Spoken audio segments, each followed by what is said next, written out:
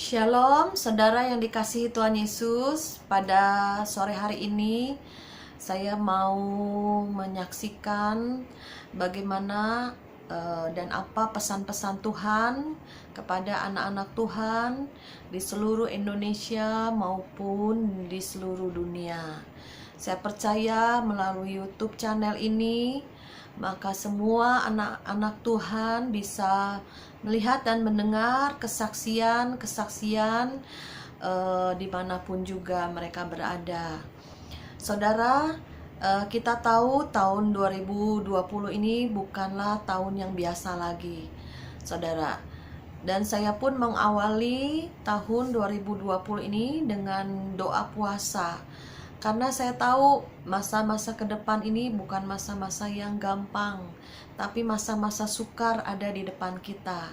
Karena firman Tuhan sudah menyatakan bahwa di akhir zaman ini akan terjadi masa-masa yang sukar, di mana manusia semakin mencintai dirinya sendiri dan tidak mengingat akan Tuhan. Tapi biarlah setiap anak-anak Tuhan dimanapun berada yang juga tidak satu kebetulan untuk berada di channel YouTube Pas Agape ini adalah YouTube channelnya Tuhan. Jadi alam supranaturalnya Tuhan ada di YouTube ini. Dan saya juga berdoa biarlah Tuhan yang berbicara melalui lidah bibir hamba-Mu ini Tuhan, supaya apa yang disampaikan adalah benar-benar yang dari Tuhan murni. Ya, saya awali dengan pada awal Januari ya, saya mengambil doa puasa Esther ya di Bukit Doa Depok ya, Bukit Doa Salomo itu dengan hamba-hamba Tuhan ya, rekan-rekan dengan Pak Joy Israel juga. Nah, di situ kita betul-betul mempunyai hati yang mau ya untuk mengambil doa puasa, berdoa untuk kota, untuk bangsa, untuk keluarga, dan lain-lainnya. Dan kemudian kita juga dikagetkan dengan banjir yang besar di Jakarta pada awal 1 Januari ya. Padahal malamnya baru semua bersuka cita mengadakan perayaan tahun baru, baik di keluarga, di gereja maupun di lingkungan rumah masing-masing ya. Dan saya juga dikejutkan ya dengan banjir yang melanda Jakarta. Untung tidak masuk rumah, tapi itu juga adalah suatu yang mengejutkan ya, karena saya pikir malamnya sudah sukacita ya, pasang petasan, tapi besoknya teman-teman saya ada yang kerendam, bahkan sampai ke pinggang saudara ya, mobil-mobilnya udah terendam semua. Tapi itulah saudara, bencana apapun tidak bisa kita elakkan ya. Kalau memang datang, waktunya itu tiba-tiba ya. Kadang kita tidak bisa prediksi. Secara manusia mungkin punya kepintaran, tetapi kalau bencana datang, manusia tidak bisa memprediksi kapan datang ya bencana apapun. Dan kemudian kita dikejutkan juga oleh adanya corona ya. Yang pertama saya juga dengar berita-berita di YouTube dari Wuhan, banyak sekali yang mati ya, karena virus corona ini sangat mematikan, sehingga paru-paru ini yang terkena cepat sekali ya beredar di seluruh tubuh ya, sehingga mematikan pernapasan manusia ya. Dan juga karena daya tularnya begitu cepat, sehingga dari Wuhan ini sampai ke negara-negara lain ya, termasuk Indonesia. Pada bulan Maret itu Indonesia khususnya semua di lockdown ya. Jakarta juga selama 3 bulan di lockdown, dan kita di rumah, tidak sekolah, mungkin yang bekerja ataupun yang berusaha pun ini ya mengalami masa-masa yang sukar ya, karena di rumah saja ya, mengerjakan segala sesuatu aktivitas dari rumah ya. Tapi ya puji Tuhan, saya juga berdagang ya, bisnis tetap buka, tapi tetap terus kita jaga kesehatan, pakai masker, dan juga terus minum vitamin, jaga stamina supaya kita tidak kena, jaga jarak juga dengan sesama ya.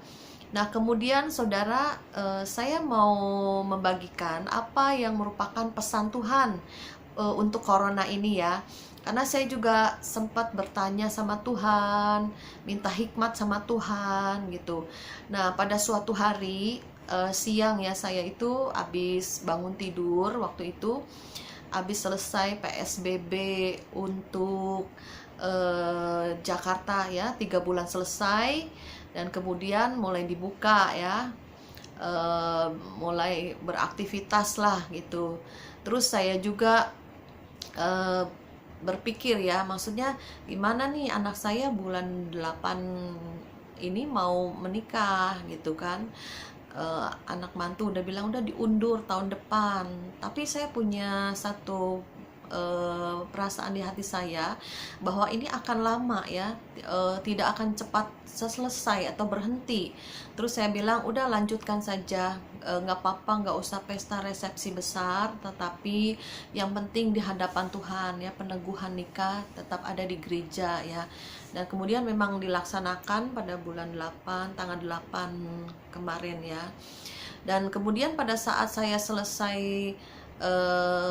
bangun dari tidur itu, selesai dari PSBB 3 bulan itu di Jakarta, saya bangun.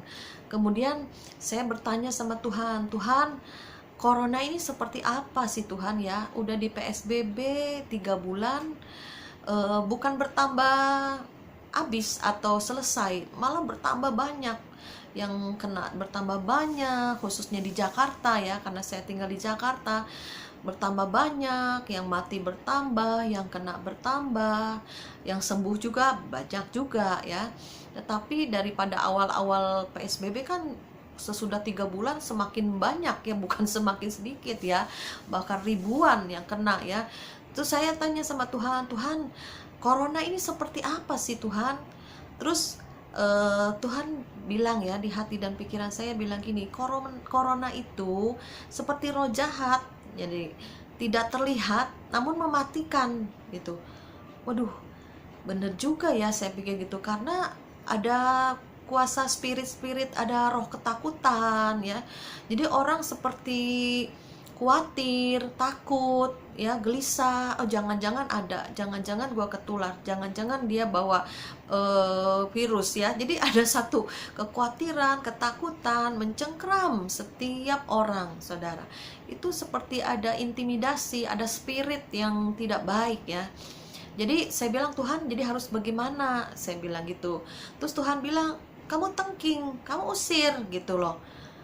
Karena Tuhan ingatkan saya, roh yang di dalam kita lebih besar daripada roh-roh dari dunia ini. Jadi corona itu seperti ada spiritnya, ada spirit ketakutan, spirit kekhawatiran. Jadi kita harus usir, harus tengking dengan iman kita. Dan kita percaya roh yang ada di dalam kita lebih besar. Karena apa? Karena ada roh Tuhan, ada roh kudus yang di dalam kita. Kemudian saat itu juga saya langsung tengking ya, di dalam nama Yesus. Semua roh-roh, virus-virus, spirit-spirit ya, ketakutan, kekhawatiran, dan juga virus-virus corona, di dalam nama Yesus aku usir engkau dari hidupku. Kau tidak boleh kena. Aku tidak takut engkau, tapi engkau yang takut pada saya bilang gitu. Jadi kita jangan takut sama corona, tapi corona yang harus takut sama kita. Jadi setiap corona yang menyentuh tubuh kita harus mati di dalam nama Yesus. Jadi kita doakan dengan penuh iman dan urapan kuasa Tuhan. Dan saya juga ambil perjamuan ya, dalam keluarga-keluarga, ada gereja-gereja yang menyediakan.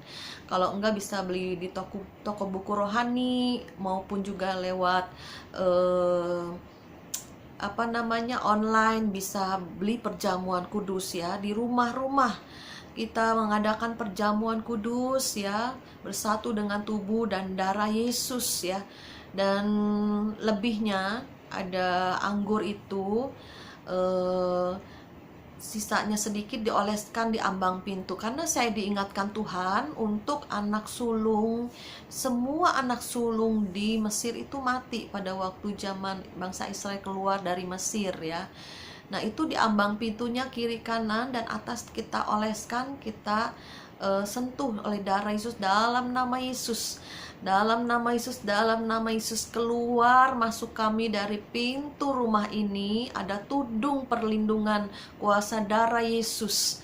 Jadi kami tidak kena dengan corona, semuanya di dalam covering perlindungan Tuhan. Ya, saudara, itu kita minta perlindungan secara roh. Ya, mungkin secara jasmani pemerintah mencanangkan untuk selalu pakai masker, ya, malah ditangkepin kalau nggak pakai masker, ya, kalau keluar rumah. Pakai masker, jaga kesehatan, minum vitamin, jaga jarak, kalau bisa jangan kemana-mana, di rumah, mengerjakan segala sesuatu di rumah. Kita lakukan secara jasmani, tetapi secara roh, secara rohani, Tuhan juga mau kita minta perlindungan pada darah Yesus, pada kuasanya. Oleh sebab itu, yang seperti saya lakukan, saudara bisa lakukan di rumah masing-masing, ataupun di ambang pintu toko saudara, usaha pekerjaan saudara, kantor saudara, ataupun di rumah-rumah. Ya, saya percaya dengan iman kita lakukan, karena ada tudung perlindungan darah Yesus. Ini spesial, ya, bagi anak-anak Tuhan yang percaya Yesus sebagai Tuhan dan Juru Selamat. Selalu ada perlindungan, ada covering, ya. Bukan berarti tidak bisa kena 100%, ya. Asal jangan kita buka celah, ya. Buka celah tuh seperti sok-sokan gitu, ya. Udah tahu corona, oh ngumpul-ngumpul, nggak apa-apa. Jangan mencobai Tuhan, ya, maksudnya saudara, ya. Tetap kita anjuran pemerintah kita laksanakan, dan juga apa yang jadi pesan Tuhan kita lakukan, saudara, ya. Jadi dari dua sisi, ya, secara jasmani maupun secara roh, ya. Nah, itu pertanyaan saya yang pertama kepada Tuhan. Tuhan, corona itu seperti apa? Dan Tuhan bilang itu seperti roh jahat, seperti setan. Nah, yang kita lakukan yaitu kita minta covering dari darah Yesus. Karena iblis tuh takut sama darah Yesus, saudara, ya. Darahnya berkuasa, ya. Dan kedua, saya tanya sama Tuhan, Tuhan, kenapa sih bisa ada corona, ya, di Indonesia, di Jakarta, di tempat kami tinggal, maupun di seluruh dunia. Hampir berbagai negara itu terkena dengan corona ini, ya. Dan kemudian tiba-tiba nih Tuhan ingatin saya, sebetulnya sebelum yang jasmani itu datang, sebelum corona ini menimpa bumi, itu manusia itu sakit secara jiwa, sakit secara roh, saudara. Jadi saya diingatkan Tuhan, sebelumnya itu seluruh dunia hampir banyak negara-negara besar melegalisasikan yaitu LGBT, homoseksual, biseksual, lesbi, ya, dan lain-lainnya. Nah, itu di mata Tuhan satu dosa kejijikan, ya, seperti dosa Sodom dan Gomora di zaman purba, itu kembali di akhir zaman ini. Karena di firman Tuhan akan kembali datang seperti zaman Sodom dan Gomora, saudara. Nah, inilah kita di penghujung akhir zaman, kembali Sodom dan Gomora modern ini ada, ya.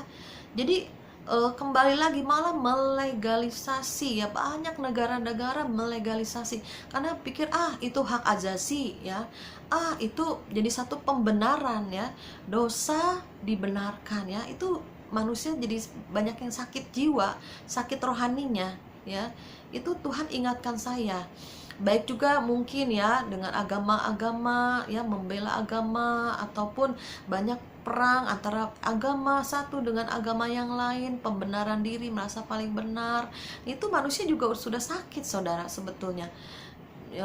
Bom bunuh diri di mana-mana itu juga sudah sakit karena merasa paling benar. Udah gitu juga bisa dianya itu masuk surga dengan membunuh orang, masuk surga. Itu jiwanya sakit, rohaninya juga sakit, saudara. Belum lagi banyak hal yang di dunia ini, ya, kejahatan yang terjadi, ya, saudara. Itu yang membuat bumi ini sakit, ya, secara jiwa, secara rohani, ya. Mereka itu melakukan kejahatan, ya. Dan Tuhan akhirnya mengizinkan corona ini melanda seluruh bumi, saudara. Ini satu warning Tuhan, ada satu peringatan Tuhan.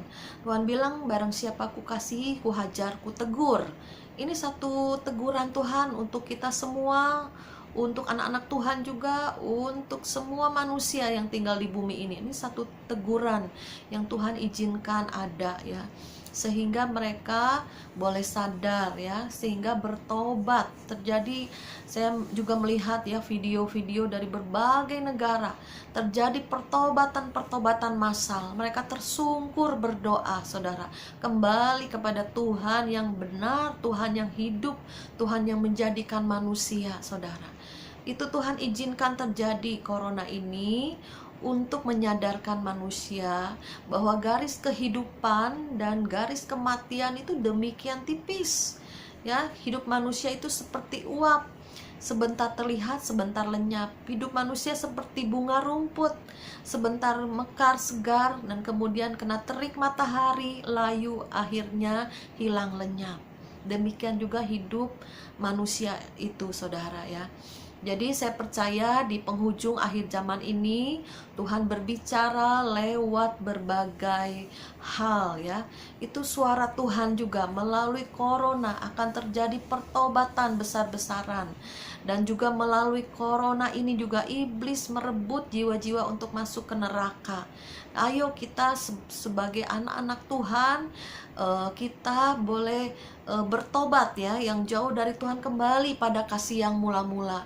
Dan juga yang hatinya menjauh sama Tuhan, yang sibuk oleh perkara-perkara dunia, ya, mencari uang siang malam, perkara-perkara di dunia terus yang dipikirkan, makan, minum, pakai, bermewah-mewah, berfoya-foya, ya, dan bekerja, terus bekerja, hidup untuk uang. Tapi saatnya disadarkan supaya kita kembali kepada Tuhan, bahwa hidup manusia ini bukan hanya dari roti saja, tapi dari setiap firman yang keluar dari mulut Allah. Jadi ada waktu banyak bagi setiap anak-anak Tuhan, bisa banyak ambil waktu berdoa, baca firman, renungkan firman, dan melekat sama Tuhan lewat pujian, penyembahan, dan doa. Ya, saudara, saya percaya corona ini akan membawa dampak yang positif bagi setiap anak-anak Tuhan, untuk kembali pada kasih yang mula-mula, untuk kembali kepada Sang Pencipta. Dan ada satu keyakinan dan iman, kalau aku mati karena corona, aku ke surga apa enggak, ya. Jadi ada satu pertanyaan, ya. Dan kita anak Tuhan ada jaminan keselamatan. Barang siapa percaya Yesus sebagai Tuhan dan Juru Selamat, maka roh kita kembali didamaikan dengan Tuhan. Sehingga pada waktu kita, tubuh roh kita ini meninggalkan tubuh kita, maka Tuhan sudah menyambut kita. Jadi ada satu iman. Jadi kita nggak usah takut dengan corona, tapi kita percaya bahwa hidup mati kita dalam tangan Tuhan, ya. Banyak hamba-hamba Tuhan juga yang mati karena corona, atau anak-anak Tuhan itu memang sudah waktunya dia pulang, ya. Yang penting hati mereka tetap percaya Tuhan Yesus, melekat sama Tuhan, hidup mati di dalam tangan Tuhan. Dan cara mati bagaimanapun caranya, kita tidak tahu waktu kematian dan kita tidak tahu cara kematian kita seperti apa. Dan hendaklah kita semuanya terus berjaga-jaga dan berdoa dan percaya Tuhan. Kalau kita dibilang anak Tuhan, Tuhan itu pegang kendali dalam seluruh kehidupan kita. Tuhan sudah merajut kita dari kandungan ibu kita, dan Tuhan sudah menuliskan rencana-rencananya dalam hidup kita sampai akhir kehidupan kita. Jika kita masih diberi nafas hidup sampai hari ini, mari kita boleh membangun manusia roh kita. Mungkin selama ini kita disibukkan oleh perkara-perkara duniawi, sehingga kita lupa apa yang harus kita lakukan. Sedangkan Tuhan bilang, ayo pikirkanlah perkara-perkara yang di atas, di mana Tuhan tinggal. Karena yang terlihat ini sementara, dan yang tidak terlihat itu kekal adanya. Jadi saudara, jangan hanya memikirkan perkara-perkara duniawi, tapi arahkan semuanya kepada perkara-perkara Tuhan. Dan hati kita melekat pada Tuhan, dan jangan pernah kita meninggalkan Tuhan. Tekanan, masalah, pergumulan, apapun, ya, kita semakin kuat erat dalam Tuhan. Mungkin setelah corona ini, di dalam kitab Wahyu saudara bisa baca kitab Wahyu yang menyertai penyakit sampar ya. Kalau corona ini seperti penyakit sampar ya, menular.